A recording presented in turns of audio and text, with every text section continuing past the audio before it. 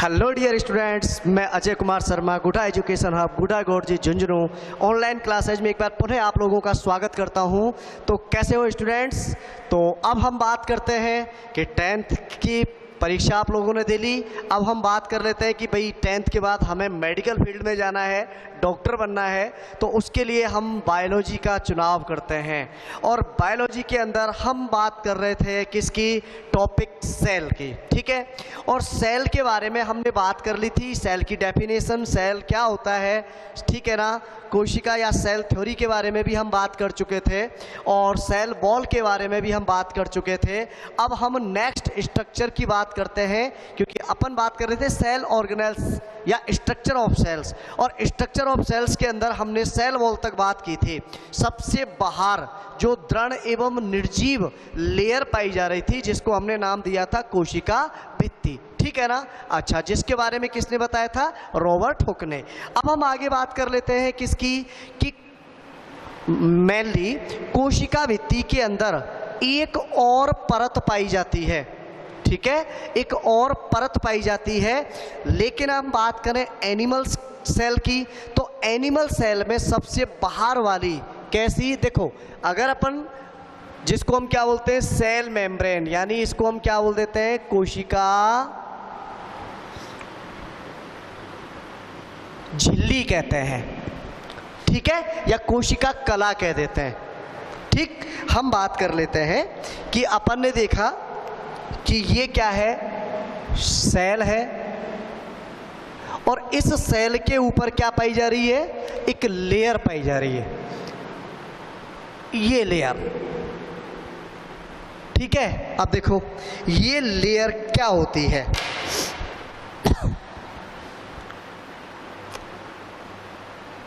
सजीव होती है, पतली होती है,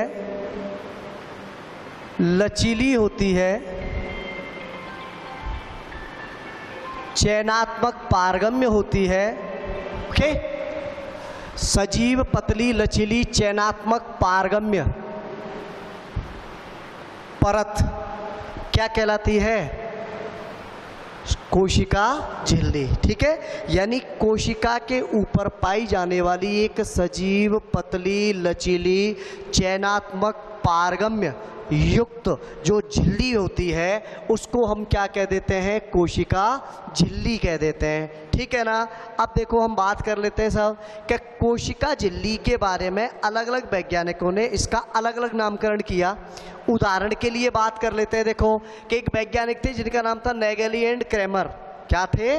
नेगेली एंड क्रेमर। और उन्होंने क्या किया कि कोशिका के ऊपर पाई जाने वाली सजीव, पतली, लचीली, चयनात्मक, पारगम्य परत को क्या नाम दिया? सेल मेम्ब्रेन, या इसको नाम क्या दिया? कोशिका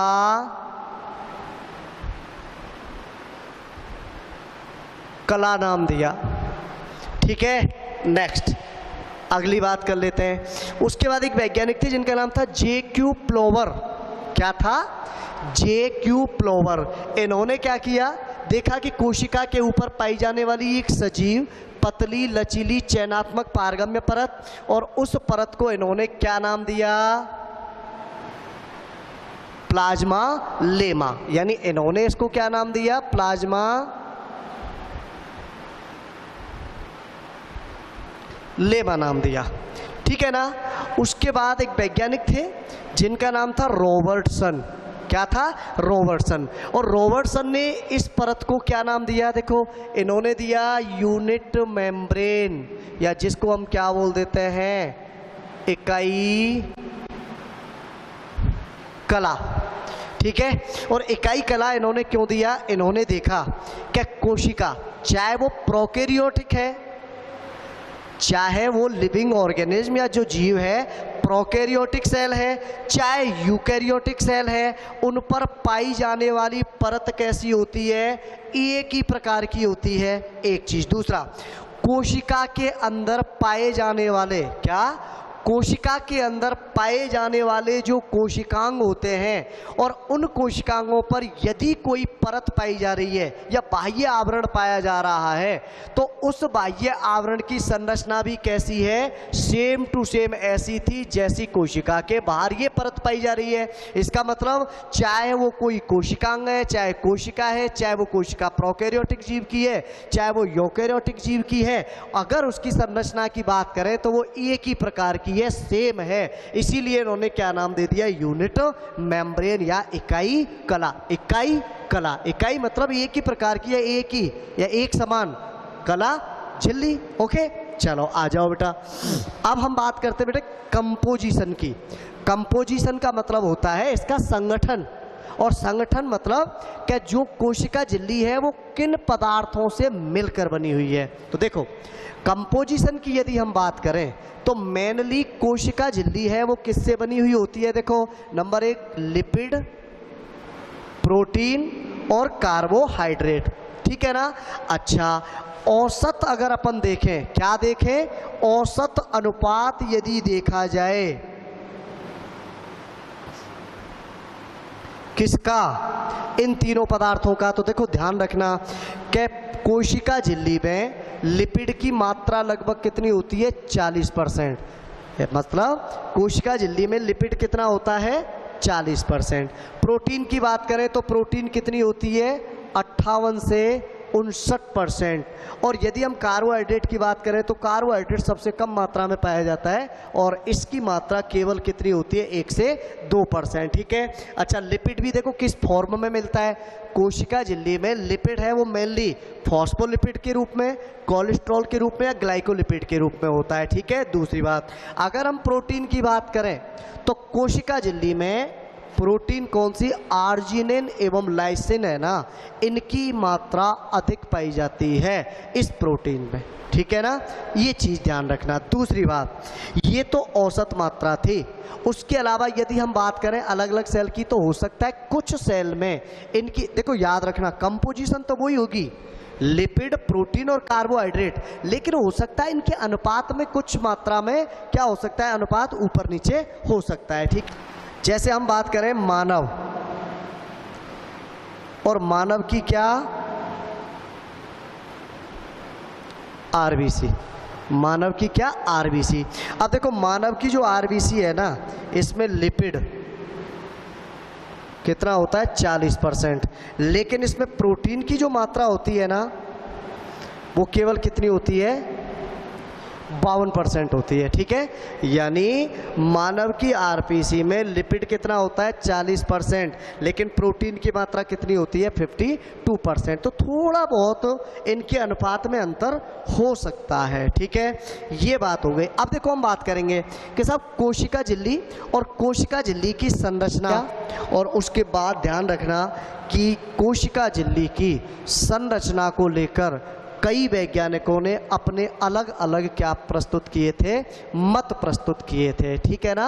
अब वो मत, उनमें यदि हम बात करें सबसे पहले, तो सबसे पहले देखो एक मत प्रस्तुत किया गया था जिसको, और 1938 में ही इसके बारे में बता दिया गया था। और देखो वो मत कौन सा है, अब हम बात कर लेते हैं। नेक्स्ट देखो, फर्स्ट अगर अपन बात करें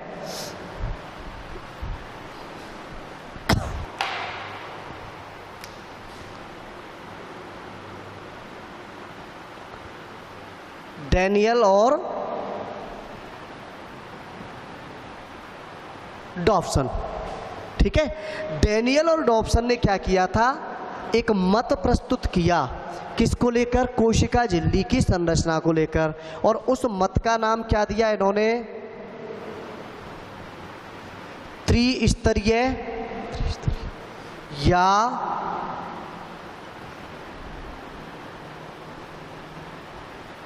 सैंडविच मॉडल। क्या, त्रिस्तरीय या सैंडविच मॉडल।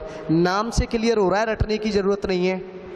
त्रिस्तरीय यानी 3 स्तरों से मिलकर बनी हुई है क्या, कोशिका झिल्ली। सैंडविच, देखो सैंडविच क्या होता है, एक खाने वाला पदार्थ होता है, ठीक है। और इसमें अपन क्या है, घरों में भी जानते हैं साहब, सैंडविच क्या होती है, ये ऊपर ब्रेड है और ये बीच में कुछ पदार्थ या हम बोल सकते हैं आलू वगैरह है, और उसके बाद नीचे फिर क्या है, ब्रेड है। इसका मतलब इसमें ऊपर नीचे तो क्या हो गई, ब्रेड हो गई, और बीच में आलू की चटनी भरी हुई है। इसको हम क्या बोल देते हैं, सैंडविच बोलते हैं। तो यही चीज़ बताई किसने, डेनियल एंड डॉब्सन ने। उन्होंने क्या बताया कि सब जो कोशिका झिल्ली होती है ना, उस कोशिका झिल्ली में ऊपर और नीचे, यानी ऊपर और नीचे तो क्या है, प्रोटीन। यानी ब्रेड की ऊपर नीचे ब्रेड की परत के रूप में तो क्या पाई जा रही है, प्रोटीन, और बीच में आलू की चटनी भरी हुई है। आलू की चटनी मतलब लिपिड। ठीक है, अब लेयर की बात करें तो 1 2 3, ठीक है, जिसमें 2 स्तर किसके, प्रोटीन के, 1 स्तर किसका, लिपिड का। टोटल स्तर कितने, 3। ओके, अब देखो हम बात कर लेते हैं डेनियल और डॉब्सन ने जो त्रिस्तरीय सैंडविच मॉडल प्रस्तुत किया, उसका डायग्राम उन्होंने किस तरह से दिया। उन्होंने बताया कि सब जो कोशिका झिल्ली होती है, उस कोशिका झिल्ली में बाहर और भीतर की ओर, या हम कह सकते हैं बिल्कुल बाहर और भीतर की ओर तो क्या होते हैं, प्रोटीनीय स्तर होते हैं। इसका मतलब देखो ध्यान रखना, 2 प्रोटीन स्तर, 1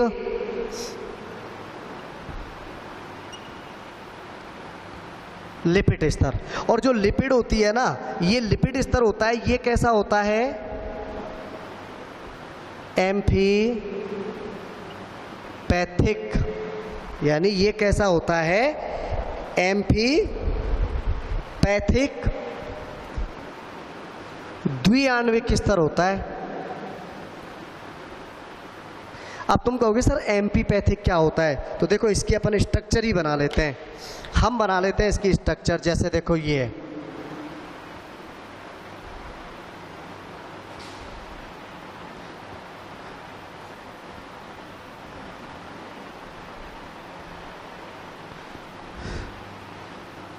दिखाई दे रहा है, ये है क्या,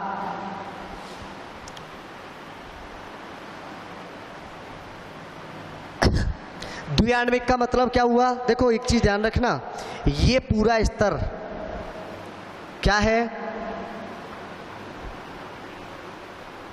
लिपिड स्तर है। इसका व्यास कितना होता है, लगभग इसका व्यास होता है लगभग 35 एंगस्ट्रम। ओके, लिपिड स्तर है, इसका व्यास कितना है, लेकिन लिपिड स्तर में देखा, एक अणु, दो अणु, एक अणु, दो अणु, एक अणु, यानी द्विआण्विक। अब तुम कहोगे सर एम्फीपैथिक का मतलब क्या होता है, तो देखो क्या एम्फीपैथिक का मतलब है कि लिपिड का जो स्तर है ना, उसमें 2 सिरे दिखाई दे रहे हैं, देखो इधर एक सिरा ये रहा और एक सिरा ये रहा। ये क्या है साहब, इसका हेड, या हम बोल सकते हैं शीर्ष भाग, और ये इसका क्या है, टेल, या हम कह सकते हैं क्या, पुच्छ भाग। ठीक है, इसी तरह से देखो इसमें भी ये क्या है, हेड, और ये क्या है, टेल। ठीक, इसका मतलब एम्फीपैथिक, और एम्फीपैथिक का मतलब है कि जो लिपिड है ना, किस प्रकार का है, उसमें 2 सिरों में बटा हुआ है, और इसमें एक साइड में क्या है, शीर्ष। एक चीज और याद रखना, इसका जो शीर्ष भाग होता है, ये कैसा होता है, जल स्नेही होता है।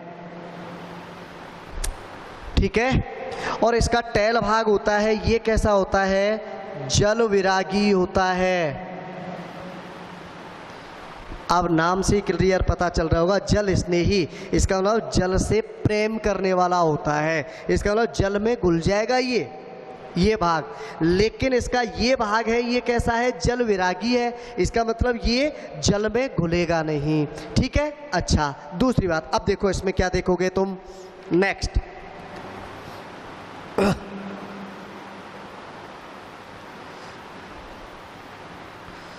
इसमें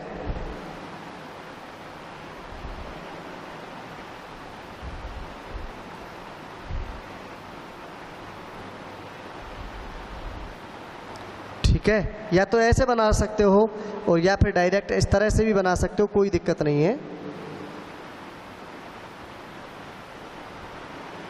ये है, एक स्तर इधर हो गया और एक स्तर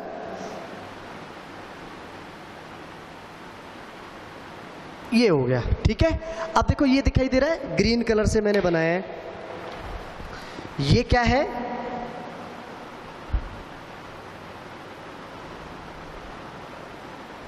प्रोटीन स्तर। ठीक है, यानी ये जो दिखाई दे रहा है प्रोटीन स्तर इधर भी हो गया और एक प्रोटीन स्तर इधर। ध्यान रखना, त्रिस्तरीय, एक प्रोटीन लेयर, दूसरी लिपिड लेयर और तीसरी प्रोटीन लेयर। अब ये जो प्रोटीन स्तर है इसकी मोटाई कितनी है?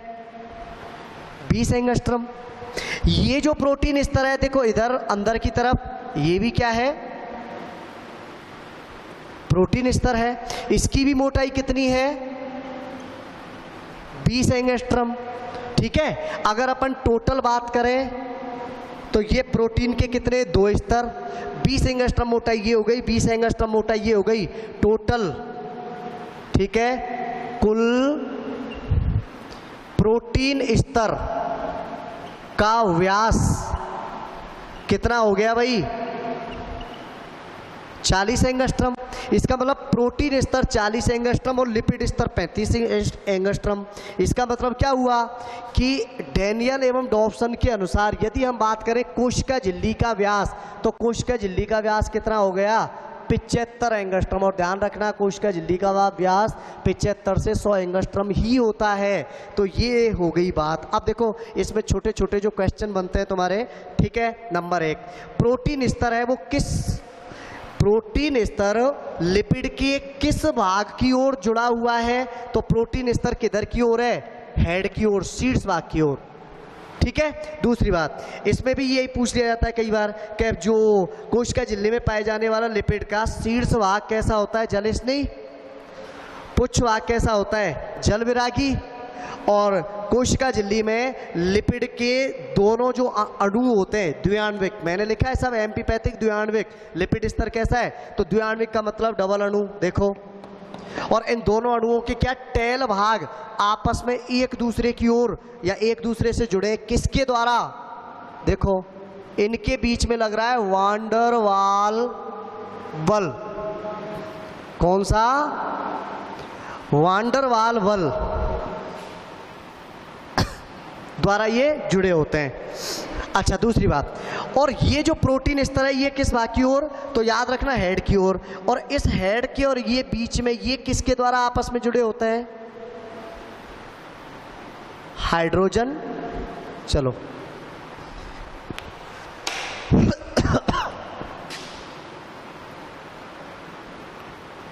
हाइड्रोजन या आयनिक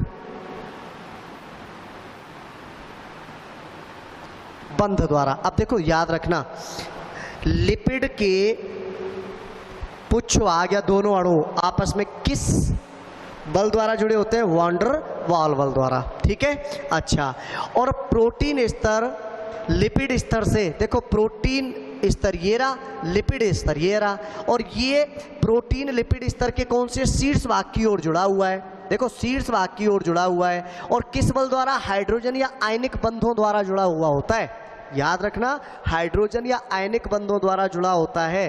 पूछ लिया जाता है कई बार क्वेश्चन कि कोशिका झिल्ली में पाए जाने वाला प्रोटीन स्तर लिपिड स्तर से किस बंध द्वारा जुड़ा होता है? तो हाइड्रोजन एवं आयनिक बंध द्वारा। ठीक है, कोशिका झिल्ली में पाए जाने वाला लिपिड स्तर के दोनों अणु किस बल द्वारा या पुच्छीय भाग किस बल द्वारा आपस में जुड़े होते हैं? वांडर वाल बल द्वारा। अब देखो दोनों साइड में, अब समझ में आ गया होगा अच्छी तरह से कि डैनियल एवं डॉब्सन ने बताया त्रिस्तरीय या सैंडविच मॉडल।